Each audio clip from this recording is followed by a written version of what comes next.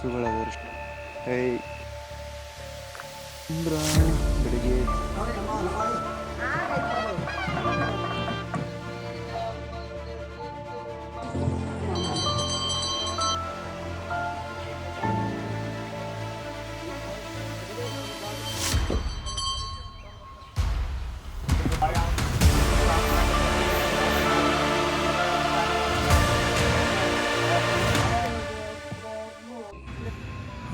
Hi hello ನಮಸ್ತೆ ಸ್ನೇಹಿತರೆ. ಬೆಳಿಗ್ಗೆ ಹಸುಗಳ ದರ್ಶನ, ಜೊತೆಗೆ ಡಿಸ್ಟರ್ಬ್ ಮಾಡಬಾರ್ದು. ಕುರಿಗಳು, ಮನೆಯ ವಾತಾವರಣ.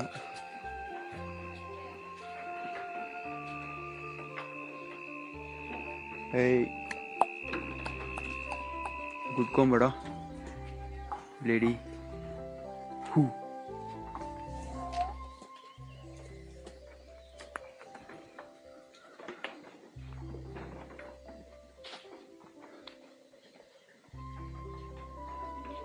ಚಂದ್ರ ಬೆಳಿಗ್ಗೆ 5:15 ಆದರೂ ಚಂದ್ರು ಇನ್ನೂ ಇದ್ದಾನೆ. ಮನೆ ಮುಂದಿನ ವಾತಾವರಣ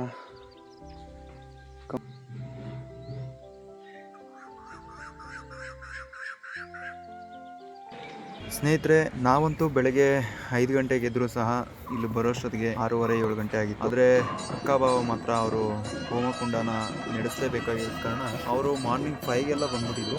4:35ಗೆಲ್ಲ ರೀಚ್ ಆಗಿದ್ರು. ಸೊ ಅವರೆಲ್ಲ ನಾವು ಬರೋಷ್ಟೊತ್ತಿಗೆ ಆಲ್ರೆಡಿ ಹೋಮ ಆಲ್ಮೋಸ್ಟ್ ನಡೀತಾ ಇತ್ತು. ಮಧ್ಯದಲ್ಲಿ ನಾವು ಸಹ ಜಾಯ್ನ್ ಆದ್ವಿ.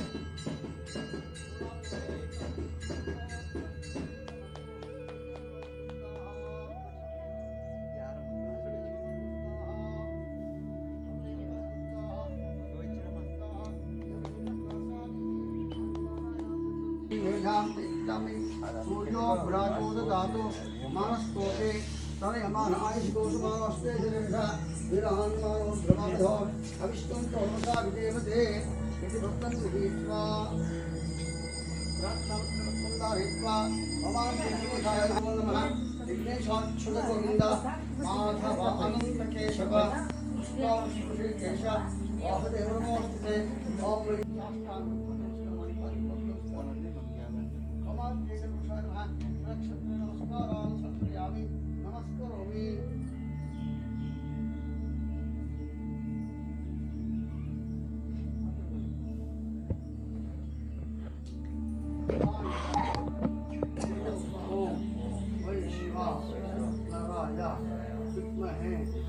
लालीलाय धीमहि तन्नो वह्निः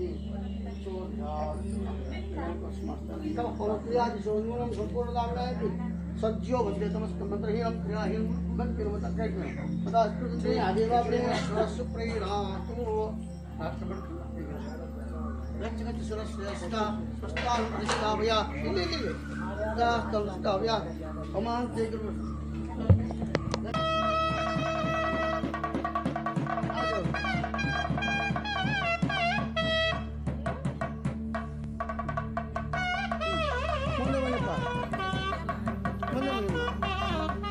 ಸ್ನೇಹಿತರೆ, ನೀವು ನೋಡ್ತಾ ಇರ್ಬೋದು, ಆಲ್ಮೋಸ್ಟ್ ವಿದುರಾಶ್ವತ್ಥದಲ್ಲಿ ತುಂಬ ಜಾಗನೇ ಇತ್ತು.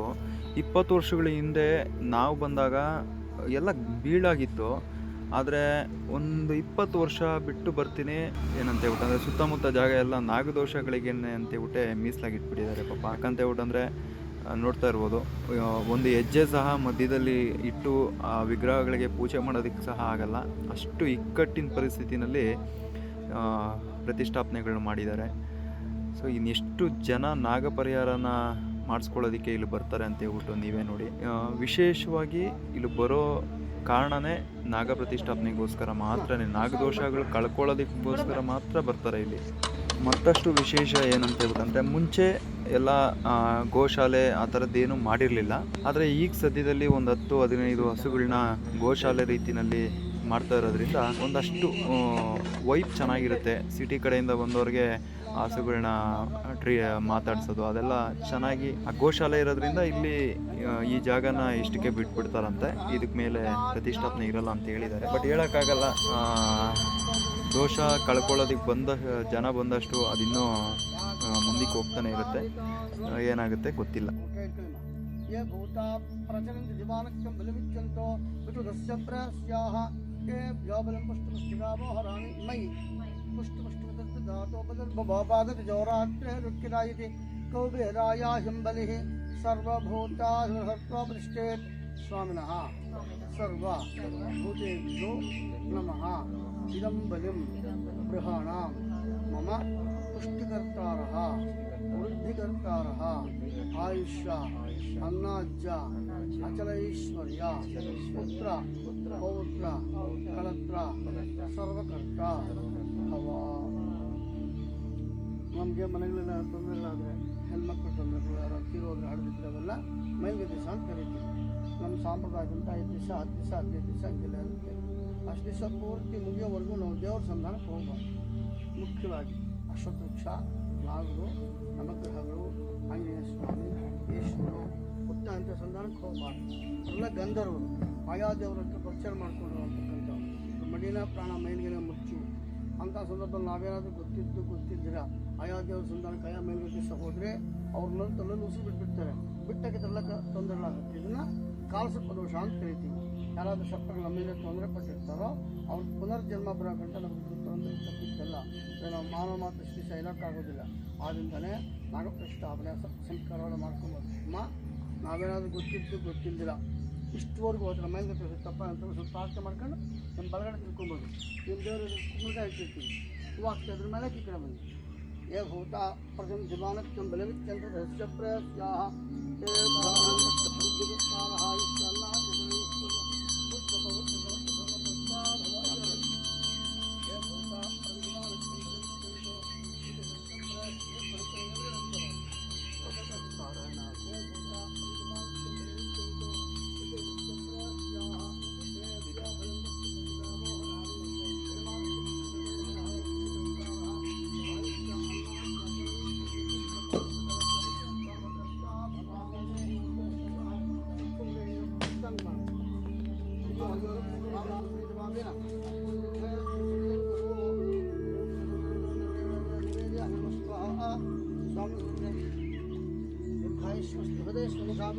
ಮತ್ತೆ ನಮಸ್ಕಾರ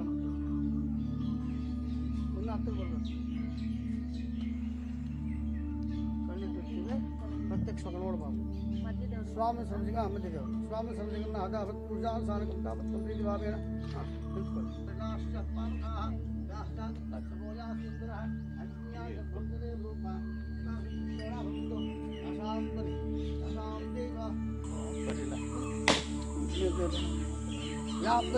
ನೀರು ಹಾಕಿ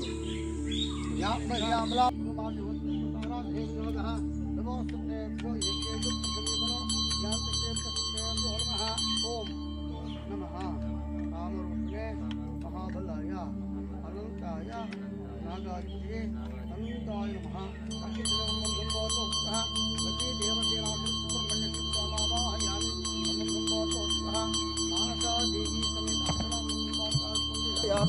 ಸರ್ವಂಗಳಮಾಂಗಲ್ಯೆ ಜೀವೆ ಸರ್ವಾರ್ಥಾನಿಕೆ ಧನ್ಯೆ ನಂಬಿಕೆ ಗೌರಿ ನಾರಾಯಣಮೋಸ್ತುತೆ ಸರ್ವಂಗಳ ದ್ರವ್ಯೋದಕ ಸ್ನಾನಂ ಸಮರ್ಪಯಾಮಿ ಪತ್ರಹಿಂದೀಶ್ವರಾಯ ನಮಃ ನಿರ್ಮಾಲ್ಯಂ ಈ ವಾರದಲ್ಲೇ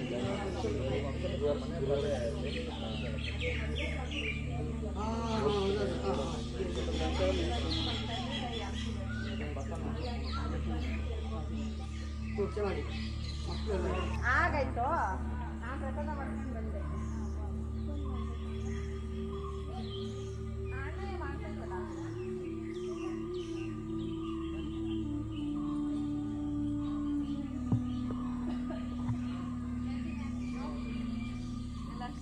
ಅಲ್ಲಿ ಅವರವರೇ ಇಲ್ಲ ಗೊತ್ತಿಲ್ಲ.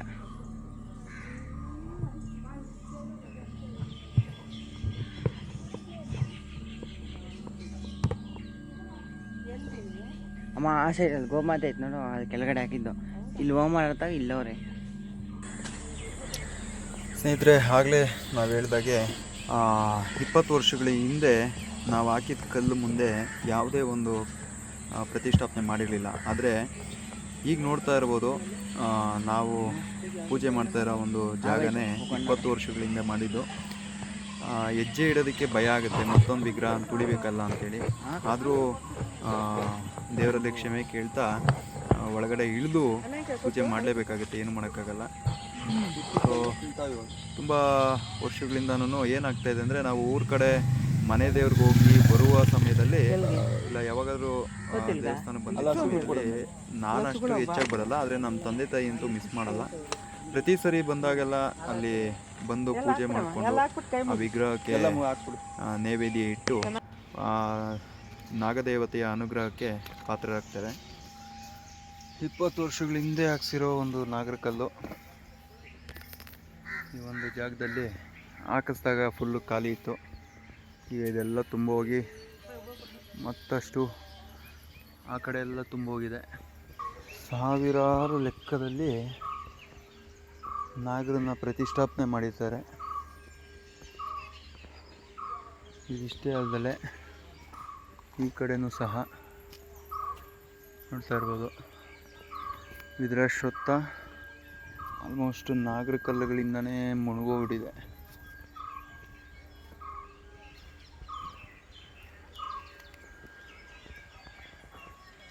ಸ್ನೇಹಿತರೆ, ಅಷ್ಟೇ ಅಲ್ಲ, 20 ವರ್ಷಗಳಿಂದ ನಮ್ಮ ತಾಯಿ ಮತ್ತು ನಮ್ಮ ತಂದೆ ಪ್ರತಿ ಭಾನುವಾರ ಆ ಒಂದು ದಿನ ಫಿಕ್ಸ್ ಮಾಡ್ಕೊಂಡ್ಬಿಟ್ಟಿದ್ದಾರೆ. ಪ್ರತಿ ಭಾನುವಾರ ನಾಗರದ ಒಂದು ಬೆಳ್ಳಿ ವಿಗ್ರಹ ಇದೆ. ಆ ವಿಗ್ರಹಕ್ಕೆ 20 ವರ್ಷಗಳಿಂದ ಸತತವಾಗಿ ಭಾನುವಾರ ಅದಕ್ಕೆ ಹಾಲಿನ ಅಭಿಷೇಕ ಮತ್ತಷ್ಟು ಅಭಿಷೇಕಗಳನ್ನ ಮಾಡಿ, ಮತ್ತು ನಮ್ಮ ತಾಯಿಯವರು ಆವತ್ತಿನ ರಾತ್ರಿ ಊಟನ ಬಿಟ್ಬಿಟ್ಟಿದ್ದಾರೆ. ಭಾನುವಾರ ರಾತ್ರಿ 20 ವರ್ಷಗಳಿಂದ ಭಾನುವಾರ ಉಪವಾಸನೆ ಮಾಡ್ತಾ ಇದ್ದಾರೆ. ನಾವು ಹೇಳ್ತೀವಿ ಇಷ್ಟು ವರ್ಷ ಆಯ್ತಲ್ಲ ಸಾಕು ಬಿಟ್ಬಿಡು ಅಂತ ಹೇಳ್ಬಿಟ್ಟು. ಸ್ವಾಮಿಗಳವರು ಪೂರ್ತಿಯಾಗಿ ತಗೊಳ್ಳಿ ಅಂದರೆ ಇವರು ಪೂರ್ತಿಯಾಗಿ ತೊಗೊಂಡ್ಬಿಟ್ಟಿದ್ದಾರೆ, ಏನೂ ಮಾಡೋಕ್ಕಾಗಲ್ಲ. ಕೆಲವೊಂದು ಸರಿ ಅನಿಸುತ್ತೆ ಅವರ ಅಷ್ಟೊಂದೆಲ್ಲ ಎಫರ್ಟ್ ಹಾಕಿ ಅದನ್ನೆಲ್ಲ ಕಟ್ನಿಟ್ಟಾಗಿ ನೋಡ್ಕೊತಾ ಇರೋದ್ರಿಂದನೇ ಎಲ್ಲೋ ಒಂದು ಕಡೆ ನಮ್ಮ ಮನೆಯಲ್ಲಿ ಖುಷಿಯಾಗಿರ್ಬೋದು. ಅದೆಲ್ಲ ಅನುಗ್ರಹ ನಮ್ಮ ಮನೆ ಮೇಲಿದೆ ಅಂತ ಹೇಳ್ಬಿಟ್ಟಂದರೆ ನಮ್ಮ ತಾಯಿಯವ್ರ ಪಾತ್ರ ತುಂಬ ದೊಡ್ಡದು. ಕೊಡ ಏನ ಆಯೆಲ್ಲ ಕೊಡೋಗೆ ನಂಗೆ ಭಯನಪ್ಪ. ಯಾಕೆ ನಿಮ್ಮ ಮನೆಗೆ ಹಸುಲಿಲ್ವೇನು? ಕೊಡ ಅವ್ರ ಕೈಲಿ.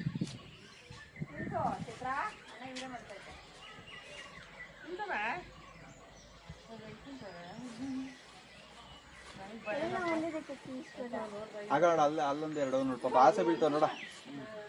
ಎಷ್ಟು ಚೆನ್ನಾಗಿತ್ತು ನೋಡು ಗಿಡ್ಡ, ಇವೆಲ್ಲ ನಾಟಿವು. ಎಷ್ಟು ಚೆನ್ನಾಗಿತ್ತು. ಮತ್ತೆ ಇಲ್ಲ ದೂರದಿಂದ ಇಕ್ಕ ಅಷ್ಟೇ. ಏನು ಮಾಡಲ್ಲ, ಏನು ಮಾಡ್ತವೆ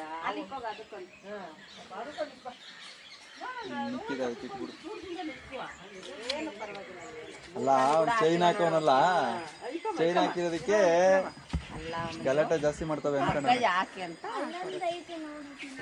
ನಾಗರ ಪ್ರತಿಷ್ಠಾಪನೆ ಅಂತೂ ತುಂಬ ಸೊಗಸಾಗಿತ್ತು. ಯಾವುದೇ ಒಂದು ಗಜಿಬಿಜಿ ಇಲ್ಲದೆ ತುಂಬ ಸರಳವಾಗಿ ಒಂದು ಪೂಜೆ ಕಾರ್ಯಕ್ರಮಗಳನ್ನ ಮಾಡಿಕೊಟ್ಟು ನಮಗೆ ಮಹಾಮಂಗಳಾರತಿ ಎಲ್ಲ ಮುಗಿಸಿ, ಮತ್ತೆ ನಾವು ಪೂಜೆನ ಮುಗಿಸಿ ನಾವು ನಮ್ಮ ನೆಂಟರಿಷ್ಟ್ರ ಮನೆಗಳಿಗೆ ಎಲ್ಲೂ ಹೋಗುವಾಗಿಲ್ಲ, ಡೈರೆಕ್ಟಾಗಿ ನಮ್ಮ ಒಂದು ಮನೆಗಳಿಗೆ ಹೋಗಬೇಕು. ಸೊ ಹಂಗಾಗಿ ದರ್ಶನ ಮಾಡಿ ಸೀದಾ ನಮ್ಮ ಮನೆಗಳಿಗೆ ಹೋದ್ವಿ.